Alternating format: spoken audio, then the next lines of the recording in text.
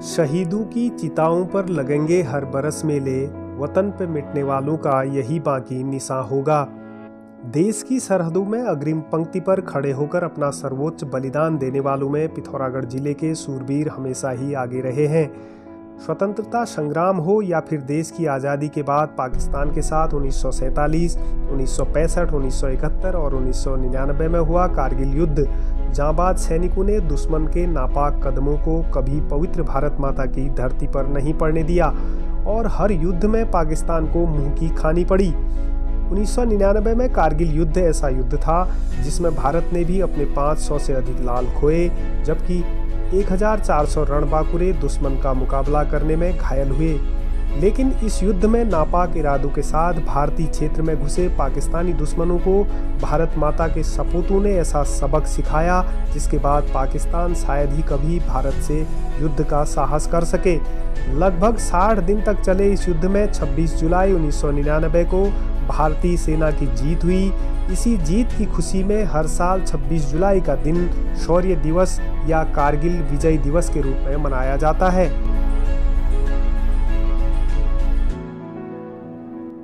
कारगिल युद्ध के दौरान देश भर के जिन 550 सपूतों ने अपना बलिदान दिया, उनमें पिथौरागढ़ जिले के भी 12 बेटे शामिल थे, जिनमें से 4 को कारगिल शहीद का दर्जा दिया गया।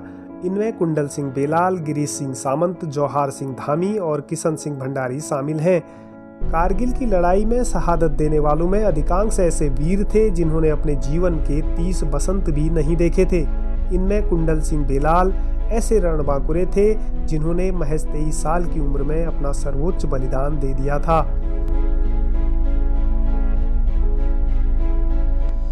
पिथौरागढ़ जिले के बिलाई पत्थरखानी निवासी कुंडल सिंह बेलाल को देशभक्ति विरासत में मिली थी। कुंडल के दादा होशियार सिंह बेलाल आज़ाद हिंद फौज के सेनानी थे, तो अपने दादा की बहादुरी की कहानियां सुनकर उनके मन में भी बचपन से ही सेना में भर्ती होकर देश की रक्षा करने की इच्छा थी। राजकीय इंटर कॉलेज बड़ाबे से हाई स्कूल की परीक्षा पास करने के बाद कुंडल ने मिशन इंटर कॉलेज पिथौरागढ़ में 11वीं कक्षा में प्रवेश लिया। पढ़ाई के दौरान 17 अक्टूबर 1996 को कुंडल 10 पैरा कंपनी में भर्ती हो गए। खेलों के शौकीन कुंडल ने भर्ती होने के बाद जूडो कराटे में ब्लैक बेल्ट हासिल की। कमांडो का कठिन प्रशिक्षण प्राप्त करने के बाद वर्ष 1999 में सेना ने उन्हें नायक के पद पर पदोन्नत कर दिया। कमांडो की ट्रेनिंग के बाद जब वह अवकाश पर घर आए तो उनके माता पिता ने उनके विवाह की बात चलाई। तब कुंडल ने यह कहकर मना कर दिया कि पहले एक अच्छा सा मकान बना ले, उसके बाद शादी की सोची जाएगी। छुट्टी पूरी कर कमांडो कुंडल वापस अपनी यूनिट में चले गए और पिता राम सिंह बेटे की इच्छा के अनुसार नया मकान बनाने में जुट गए। उधर सरहद पर सब कुछ ठीक नहीं था। मई 1999 में नापाक मंसूबे पाले पाकिस्तानी घुसपैठियों ने कारगिल क्षेत्र में अपने ठिकाने बना लिए थे।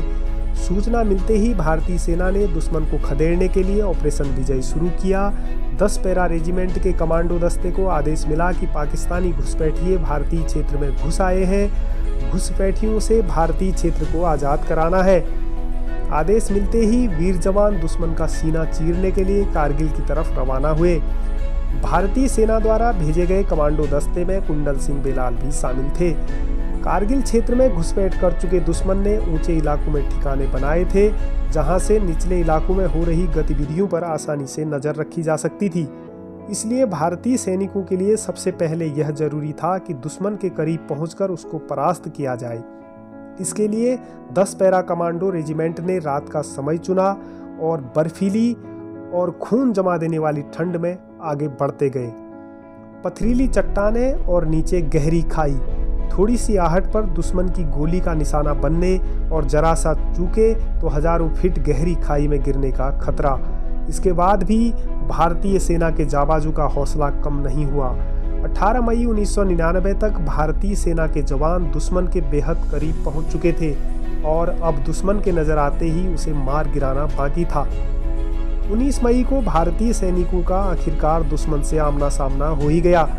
इसके बाद दोनों ओर से फायरिंग शुरू हुई, लेकिन ढलान पर होने के कारण अभी भी भारतीय सेना के जाबाजों के लिए दुश्मन का जवाब देने के साथ ही स्वयं मोर्चे पर डटे रहने के लिए संतुलन बनाए रखना भी बेहद जरूरी था। भारतीय सेना को अपनी ओर बढ़ता देख बौखलाए घुसपैठियों ने अंधाधुंध फायरिंग करनी शुरू कर दी। दुश्मन की फायरिंग का जवाब देते हुए भारतीय वीरों ने उनके और करीब पहुंचने का प्रयास किया, लेकिन दुर्भाग्य से जाबाज कुंडल सिंह बेलाल दुश्मन से लोहा लेते हुए महज 23 साल की उम्र में हमेशा के लिए धरती माता की गोद में सो गए। कारगिल की उन बर्फीली और हजारों फीट गहरी खाइयों में गिरकर चिरनिद्रा में सोए कुंडल का पार्थिव शरीर मिल पाना असंभव था। तब ऐसा लगा जैसे वीर कुंडल ने तय कर लिया हो कि वीरगति को प्राप्त होने के बाद भी वह हमेशा इसी सरहद पर रहकर देश सेवा करता रहेगा। जब कुंडल के शहीद होने की सूचना मिली तो माता पिता सहित परिवार के किसी भी सदस्य को सहसा यकीन ही नहीं हुआ कि कुंडल अब इस दुनिया में नहीं है। बेटे के सिर पर सेहरा बांधने से पहले नया घर बना रहे पिता राम सिंह के लिए यह पल असहनीय पीड़ा का था, लेकिन बेटे के भारत माता की रक्षा के लिए दिए गए सर्वोच्च बलिदान ने उस पीड़ा को सीने में ही जज्ब करने का साहस भी दिया। अंतिम बार अपने लाल का चेहरा न देख पाने का मलाल आज भी बूढ़े माता पिता को सालता रहता है, लेकिन अपनी कोख से जन्म देने वाली वीर की माँ और उंगली पकड़कर अपने जिगर के टुकड़े को चलना सिखाने वाले पिता भी जानते हैं कि उनका बेटा रणबांकुरा था, जिसने देश की आन बान और शान के लिए यह बलिदान दिया है। और सच भी है, कुंडल जैसे तमाम रणबांकुरों के अदम्य साहस और बलिदान से ही आखिरकार पाकिस्तानी घुसपैठियों को मार भगाकर 26 जुलाई को भारतीय सेना ने विजय हासिल की। ऐसे सूरवीरों का यह देश हमेशा ऋणी रहेगा।